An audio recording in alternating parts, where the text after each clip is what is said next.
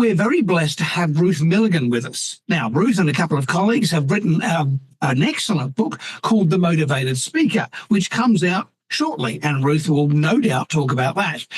In The Motivated Speaker, there are some excellent ideas about how you can communicate better in a business setting. So not only can professional business communicators gain benefit from this book, but also the everyday person who's not the title of a business communicator, but needs to present for their business. So they could be the CEO, they could be a salesperson, they could be an HR person, whoever.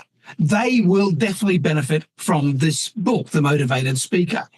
But first off, Ruth, I'd like you to introduce yourself to the audience, if you would, because you are quite esteemed and there's a lot to unpack with your history, which is impressive. So, Ruth, over to you.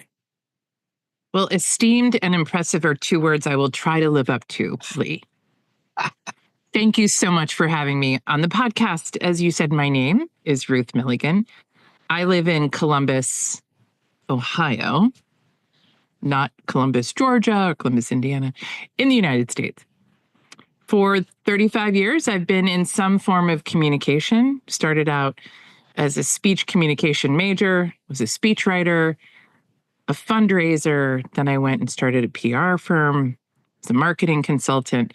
And in 2009, I found my true passion and calling when I founded the first TEDx in Ohio, maybe in the Midwest, called TEDx Columbus. We ran that for about 12 years until COVID. But it was after doing the very first TEDx where I had 8 speakers on stage, and I went home that night in October of 2009 and said, why aren't I doing more of that work? Helping people stand up on stage, tell their story, find their voice, really gain, own the idea and get it out into the world. And so I went to look for somebody that could help me be a coach to those speakers, because we were going to do another TEDx, because that's what you do.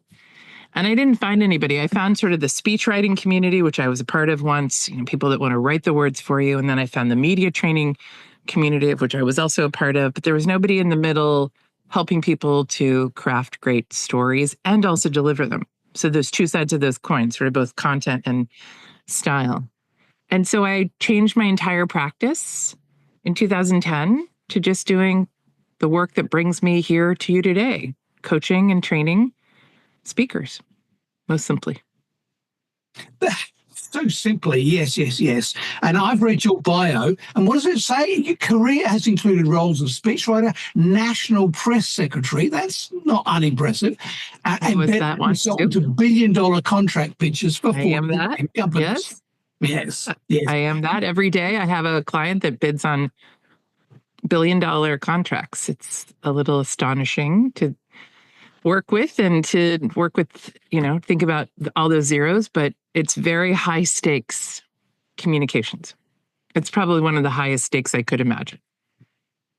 I could well imagine. I mean, having that sort of responsibility with those sorts of zeros. But then not only do you do that, but you founded, or you helped to launch, the nation's third women-founded bank, Fortuna. Yes. And you are on the, you've just finished a term on the university's, Miami University's foundation board.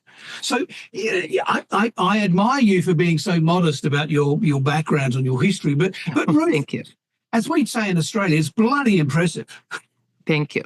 I could talk about the women-owned bank for this whole hour. We could do that in another session if you'd like. It's the most invigorating, fascinating project I've been involved in a long time. Well, let's set up another podcast, because we'll do that another time. But we're here to talk about, and also on top of all that, we wrote a book, which is very fun. So let's talk about that book, because there are, if I remember rightly, there are 6 principles in that book. Can you outline those 6 principles and why they're so important? So I'll answer the second question first. So Lee, when you learned to cook, what was something you had to understand in order to cook well? Well, this is going to be tricky because I'm highly neurodiverse. And Mhm. some of the things that I can't do are things like cooking and looking at spreadsheets. But things I can do is write a book in 3 weeks. So, there's Okay, so uh, forgive me for the wrong question, but you can imagine if you did cook, what's one thing you have to understand in order to cook? probably the chemistry of it. Correct. How ingredients interact, Yeah. Yeah. temperature and heat, Hmm. measurements, equipment. Okay, with that as a background, those elements that we just discussed are things that you have to understand in order to cook and to cook well. I like to say if you put a piece of chicken on the grill and then went and mowed the lawn and left it there, as my husband sometimes does, it might get dry. And you might say, oh, okay, well, this is edible, but it's not great. So we, in the speaking world that we live in, can make this metaphor. Every day we speak, just like every day we cook. Some days we speak better than others. But we want to ask ourselves the question, my coaches and I, Acacia Duncan and Blythe Coons and I, how can we be better coaches to our speakers? And we ran across another guest of yours, Liz Wardle, who taught us what those things were that you had to understand in order to do something well. And in the learning world, they're called threshold concepts. And a threshold concept is troublesome, it's sticky, it's recursive. It means that once you learn it, you might learn it again a different way once you keep doing it, but you can't unsee it. Once you understand, for instance, that in order to cook or cook well, you have to understand heat. So we said, what are the threshold concepts for learning how to speak? We went to look for them with Liz because she wrote the book, The Threshold Concepts on Learning How to Write, and they had not been named before. No one in the learning community had actually wrangled the naming of these concepts on what do you really have to understand in order to be a great speaker. So here they are. Ready? Yep. First, speaking is habitual, not natural. Meaning, did you wake up speaking or did you come out of your mother's womb speaking when you were born? Well, you might have. You might. We're not born speakers. We have to learn. We learn mimicking. We learn feedback. We learn the language in which we were, born into. So number one, speaking is habitual. No one ever, if you said that person is such a natural, it's because they were practiced and they had good habits. So that's the first. The second is speaking is social. The audiences we're speaking to are always making meaning of what we're saying. So if I came and spoke to you in some tribal language of a tribe in Idaho, we wouldn't be able to have a conversation. You wouldn't understand it. Or if I came from a chemistry lab and started talking in googly code or molecular jargon, we wouldn't understand it. So the audience is always making meaning. And as much as we want to tell everybody everything, they also are only listening to half of what we're saying. And they don't retain even that. So speaking is social. It's fleeting. It's also very risky. Somebody might misinterpret something. Unlike reading, where you can click on the word, go Google it, research it, buy a book, read it more. You can't do that when you're speaking. That's number two. Number three, speaking is embodied. We don't believe that reading a paper is speaking. We believe that reading a paper is reading a paper, reading words that were written. We don't write like we speak. We write in longer sentences than we would speak. And when you pull yourself away from a page and start to talk, if you're watching the video, maybe you are, maybe you aren't, you're seeing my hands gesticulate, my eyes get bright, my posture is more prone. I am excited to bring this message to you versus looking at a piece of paper. I was at a dinner the other night. This is what they did. And next on the agenda is John Doe, who's, it's just staring at the page, not bringing any embodiment to it. So does it get Do you remember those, sorry to interrupt, do you remember those days? I mean, it's not done these days, thankfully, but those days where we had a presenter who would look at the slides, turn away from the audience, look at the slides and read what was on the slide. We're still in those days. No, serious. Sadly, but that does happen. And it's one of our concepts that, you can't read. Nobody socially wants, no audience wants you to turn around and look at a slide. And really, if somebody comes to us with slides that have long sentences on them, I did this yesterday with a client, I'll say, what's the most important word in that first bullet point? And make that the one word on the slide. Speak to it, have a story behind it. Know the data point you want to share. Don't read it to me. So far, number 1, speaking is habitual. Number 2, speaking is social. Number 3, speaking is embodied. Number 4, speaking is messy. Speaking is messy. It takes a lot of thinking before you speak, to do something well, as I'm trying to do right now. It takes a lot of iteration. You can't cram a talk into the night before. It's noticeable when you do. And it has many beginning points and many end points. And so a story that you tell, just like mine, I've told that story from many different starting points. I thought today, starting as a speech comm major was important because we're talking about global communications. If I'm training, I might start at the place where I'm a trainer and coach. So speaking is messy. That's 4. Number 5, speaking comes in many genres. This, Lee, is a genre. It's a podcast. It's also your genre. You have decided, you're the host, how to organize this podcast, how long it happens, how it's edited, what your guests are. That's the same with every single time you're invited to speak. Panelist, pitches, interviews, keynotes, they're all different genres. We had a client call us once and say, gosh, this guy that works for me did really, really well on that panel last week, but yesterday he really sucked at the business pitch. What happened? And I said, well, they're wildly different genres. Did he prepare differently for the pitch than the panel? And this client of ours said, oh my gosh, I never even imagined that he should prepare differently. So really digging in, audiences need different things, timing, content, goals. And the last one is speaking requires feedback, including your own. So Lee, a few weeks ago, in preparation for our book tour, my colleagues, Acacia Blythe and I, went on a sample test podcast with a friend. And a few days later, you and I talked, and you're like, I know you'll be a good podcast host because you don't use filler words. And I said, well, a few days ago, I did a test podcast, and I comped myself with some ums and uhs and likes, and I listened to it 3 times. And I walked away thinking to myself, get over it, move on. I know how to train myself in and out of those habits.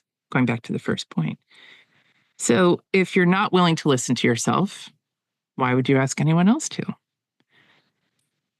But it is the single most powerful and effective way to improve as a speaker is to hit record and then hit play. Listen back. I remember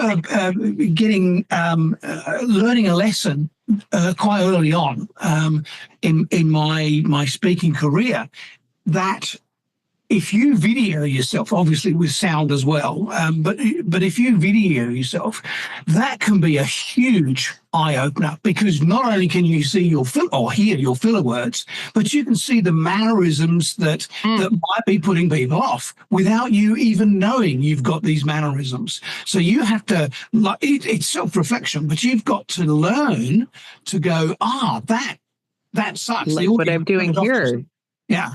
Yeah. If I was, nobody can see it if you're just listening, but I'm wringing my hands right in front of the camera. How distracting can that be? Let's just let the stress. And I would say that if I had a sub-threshold that might someday make a 7th would be the appreciation that under stress, which everyone is under some degree of stress when they're speaking, your perception of time goes away. Oh, yes. And It is harder even for those with ADHD because you cannot switch from speaking to looking at the clock and back without everything getting jumbled. Yep. There is a whole body of research and work on this, but we believe it's worthy of a little bit more recognition than it's getting. I know that it is, for me, kind of the last mile of really supporting speakers being effective in those high stakes, timed and judged environments, of which that's when it matters most. If I take 10 minutes and I had 5, that means the person behind me doesn't have her time or his time, and that could mean points, which could mean dollars. So we're deeper in this. A lot of people are very forgiving, but I will stop there. Those are the 6 kind of plus 1. And okay, let's talk about, because you mentioned filler words earlier on. I'm kind of caught between the two, because if I listen to like a skilled politician or a PR person, or they don't have filler words, but it also sometimes sounds too professional. Whereas if you've got some filler words, not many, but some filler words, you come across as more human. But my question to you is, if I do that, if I do have slight number of filler words, does that make me sound folksy? Or should I be aiming for no filler words whatsoever and possibly sound not inhuman, but maybe robotic or something? I don't know. I can't find the word. Your views? I have a lot of clients that will say to me, I sat there and made hash marks how many times they said or like. So at one end of the spectrum, if you will, is filler words getting in the way of hearing the message. And we want to avoid that. Is the other end of the spectrum not believing that you're authentic and real and human? I don't think so. The reason that I say that is I'm not hearing them, so therefore I'm not distracted by them. If you happen to have a few, I think that's totally natural. But it's that I sat with a client this week. He gave a big presentation a year ago. We watched the video together. He was just constantly, every 4th word was an And you could just hear him say, oh my gosh, oh, this is horrible. Now, I went home that night, same day, and I turned on the news to Cory Booker, the senator who spoke for 25 hours on the floor. And I listened to 3 or 4 or 5 minutes. He didn't say once in hour 20. Now, I believe he was reading a lot of text, which is great and fine, but I went to dinner the next night where somebody read an introduction at the end of every sentence said and he was reading what was prepared for him. So just because you're reading doesn't mean that you automatically don't say filler words. And I compared the two, that in my client who spoke for 25 minutes said every 4th word, and Cory Booker, who spent 25 hours speaking, probably didn't say any. He has practiced. He has habits. He understands breath. He knows how to use inflection and the pause to catch his thoughts so that he can avoid the filler word. I don't know if this is something that he had to work out of, but I do know you got yourself into it. You can get yourself out of it. Might I take this one step further and talk about how I think a filler word is a great example of how we start a lot of our talks, talking about a shaded habit. And a shaded habit is something that happens in a low stakes environment. It's not hidden. You hear it. I'm in a meeting with peers or in my lab, and I might use the filler word or talk on too long. But the minute I move out of that closed environment where I'm not getting feedback, we have relationships that say we don't correct each other, but I go into the illuminated high stakes situation, the stage, the pitch, the defense, the panel. And all of a sudden that shaded habit becomes not so shaded, and everyone hears it, and that's all they hear. So there's a journey that your speaking has to take, and we actually think the book is a great bridge to help you understand how do you go from that shaded environment where Your peers are supportive. It's kind of like oh yeah, they're kind of like that. And it's tolerable to the, oh boy. In the phone calls we've gotten over the last 15 years, Lee, here's a great example. I have a million of these stories, so stop me at any time. Head of a very large healthcare institution says, I don't remember her job. She was somewhere in finance. I can't let her go. She's got 2 years to retirement. I don't have a successor. And one of my board members is after her. She did very poorly at a board meeting. And so in further discussions, find out that she answered a question that the board member did not ask. She made up the question. And I asked her, why did you make up the question? She said, well, I didn't feel like I could ask him for a clarification because he intimidates me. And the reality is, I didn't hear it. And I really do need hearing aids. But I was afraid to be vulnerable and share that at the moment with him or my boss. And this one shaded habit of hers, reading lips, knowing what's going on with her team, closed environments, small groups, when it got illuminated, this board member really believed her credibility was shot, that she shouldn't be. She does excellent work.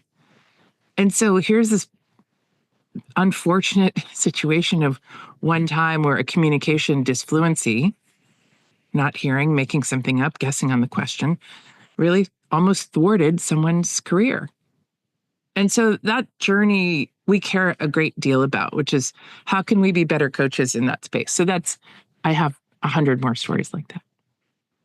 Wow. So can I assume that somehow she survived that? Yeah, because we brought some truth to power in the coaching process. She went and got hearing aids. He went and talked to the board member and told him to back down a little bit. And they went on their merry way. And I haven't heard a thing since. But it took, she did not feel safe in that environment. She was a minority. She was a woman. She had worked her way up through the ranks of this organization. And she didn't feel like she had the ability to stand up to this board member who was kind of known as a little bit of a bully. Wow. So I have, a woman who was tapped to sit down in the middle of a large pitch because she stopped reading the signs in the room. Her situation was that she was trained as a beauty queen, trained to actually look between people. So she couldn't read the room. Yeah.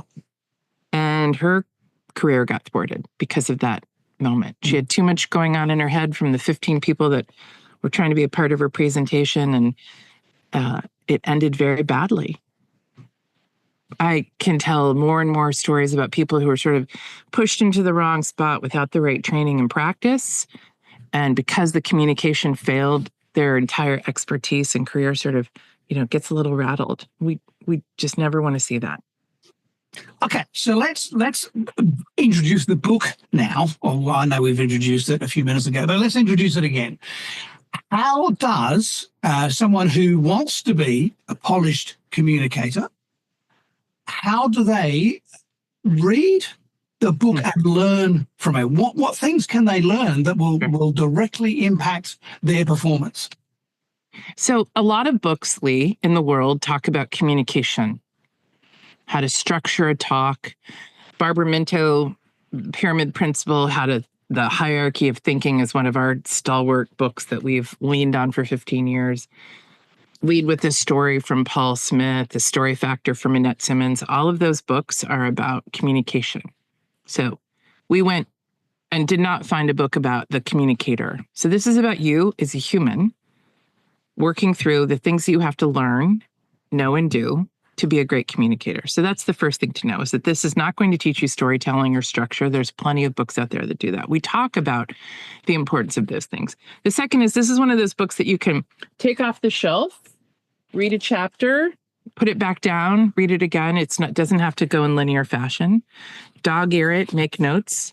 And the back part of the book, about the last third, has a lovely sort of index of every speaking skill you need to master as a human to be a great communicator. So the first part of the book is these threshold concepts that you have to understand in order to do well. And the last is if you are not a great speaker and you're like, what are the things I haven't learned yet? You have this index. We know that those still have a place inside textbooks. But when you read the curriculums for college public speaking classes, I'll teach you to give a 1-minute talk, a 4-minute talk, and an 8-minute talk. It's not dissimilar from I'll teach you the 5-paragraph essay in freshman English. It actually doesn't tell you how to learn to be a speaker. It tells you the communication that I want you to produce. So that's how you think about the book. The book's 6 thresholds you can chew on. And the folks that have previewed it have come back and said, oh my gosh, so many stories. We packed in there like a Dagwood sandwich. So the thresholds all have these stories that come to life from our first person one-on-one. This is not an AI generated book where they don't have any first person experiences. Blythe, Acacia, and I all brought our coaching stories to life to demonstrate how these thresholds live in everyday people and situations. So I think between the structure of the book and the stories and the fact that it's a resource, it's not a novel, it's 228 pages. It's a quick read. You have read it yourself, so you understand that it's very digestible. And the one word that I like to use is it's very kind of intimate and accessible, meaning like the stories, you see yourself in them. Yeah. Like, oh, yeah, I've done that. I've been there. I can imagine that happening. Like my first story about the Ummer. Somebody I had to ask him, very first story in the first chapter, I'll reveal it, is I asked a client after a long day session, do you know what an Ummer is? And he said, no, I've never heard of that. What's that word mean? Explained what an Ummer is, just fluencies, filler words. And then I said, did you know you're an Ummer? And he looked at me and he said, I am. I don't think it was a badge of honor. It was a badge of you got to get your shit together to like get better. And so the next day when I told him what to do and how to start to think about practicing it, I asked him, did you listen to yourself? Did you give yourself the breath patterns, all the tips that we use? And he came back and said, no, I'm good. I just decided to be more conversational. The ums did not go away. He missed the first chapter, which is that speaking is habitual.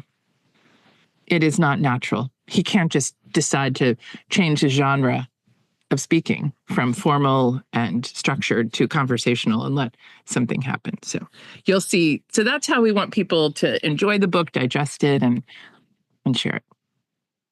Okay, I've got some questions, and I will weave them into our chat if that's all right. Great. Please do. We're talking about speaking is habitual. What's one simple habit a nervous speaker could start practicing today to build more confidence in light of their next presentation? What's one thing a nervous speaker can do today? Yeah. It's the thing that nobody wants to do. We've talked about it a little bit. Listen to themselves. Yeah. There is a Gestalt psychology theory that says if I can identify the issue, I'm far more likely to work on it. I acknowledge it and try to solve it. And if you told me I had that problem. So, and there's another study that says if I am the first one to reflect on my performance, I am actually learning while I'm doing that reflection.